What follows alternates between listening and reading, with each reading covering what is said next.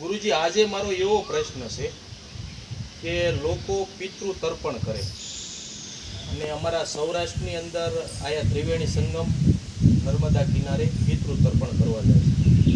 ઠીક છે, બધા પિતૃ તર્પણ કરવા જાય છે, એનો આસ્થાનો વિષય છે. પણ મારું એવું માનવું છે ગુરુજી કે પિતૃ એટલે આપણા માતા પિતા થાય. તો આપણા માતા પિતા, લોકો એવું કહેશે કે આપણને પિતૃના દોષ છે ને ફલાણો દોષ છે, તો આપણા માતા પિતા આપણને ગુરુજી નડી શકે એની વિશે ગુરુજી મારે જાણવાનું છે. આપણા માતા પિતા આપણને નડે એ એક સમજવામાં નથી આવતું.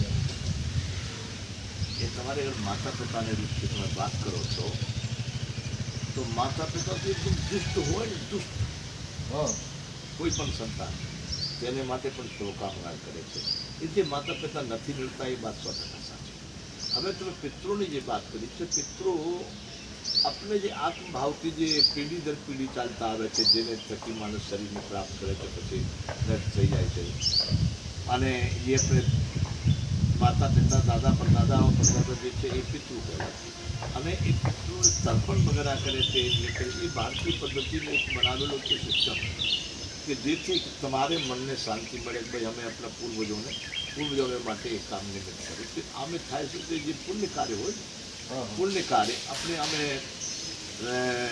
પિતૃને નામે સમર્પિત કરીએ તો આપણને એમ થાય છે કે જેમ કે આપણે આજે કોઈ પૂજ્યું હોય, તમે કોઈને દાન કરી દેતા હોય તો તમને સંતૃપ્તિ થાય કે ભાઈ ચલો અમે એમને દાન કરી દીધું. તેમ આપણે પુણ્ય કર્મો અગર આપણે સમર્પિત કરીએ પિતૃને માટે સમર્પિત કરીએ તો જેથી આપણને એમ થાય કે પિતૃ લોકોને શાંતિ મળે. લેકિન આ બહુ એક ગંભીર વિષય છે, કેમ કે આ બાબતનું હું પણ ભાઈ 100% કન્ફર્મ નથી, 100% મને પણ આમાં ખાતરી નથી કે પિતૃ.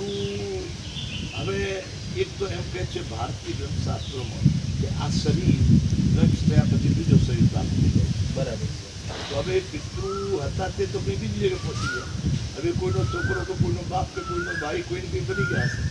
બરાબર છે. તો હવે આ બાજુ શું બાકી રહ્યા છે? અને એમ બને કે આત્મતત્વ છે તો પછી એ જે આત્મતત્વ છે તો તેને તો કોઈ જ લાગુ પડતું નથી પુણ્યને પાપને કરી. બરાબર. એટલે આ એક બહુ ગંભીર વિષય છે. અને મેં ઘણા બ્રાહ્મણો જે પિતૃ તર્પણ કરાવે, એ કરાવે, બધું આ જે પિંડદાન એ બધું કરાવે, એ લોકોને પણ મેં બધું જાણવામાં આવું, પણ એમને પણ કોઈ એનો કોઈ વિશેષ કોઈ એનો જાણકારી નથી કે આ છે શું. બરાબર. એટલે પિતૃઓને આપણે એમ માનીએ કે પિતૃ હવે મરી ગયા, હવે જન્મતા નથી તો માની લઈએ કે કંઈ પડ્યા હશે. બરાબર છે. પણ એમ કે આ શરીર પછી નવો શરીર દાન કરી દે, બરાબર. તો પછી તો બીજાનો કોઈ દીકરો બની ગયો કે કોઈને પાપ બની ગયા કંઈ પડ્યા. હા, બરાબર. તો આપણે એમ કહેવાનું છે એક ગંભીર વિષય છે, છતાં પણ આપણે એમ માનીએ કે જે આથી આપણે આવ્યા છે, આપણે એક કરી છે, ત્યાં આગળ આપણે જે પુણ્ય કર્મો છે તે આપણે સમર્પિત કરીએ એમને નામે તો જરૂર કાંઈ ને કાંઈ એનો અર્થ થતો હશે. બરાબર. માટે પિતૃ પણ તમારો અર્થ એ છે કે માતા પિતા પિતૃ કોઈને નડે ત્યારે પણ નડતા નથી. બરાબર.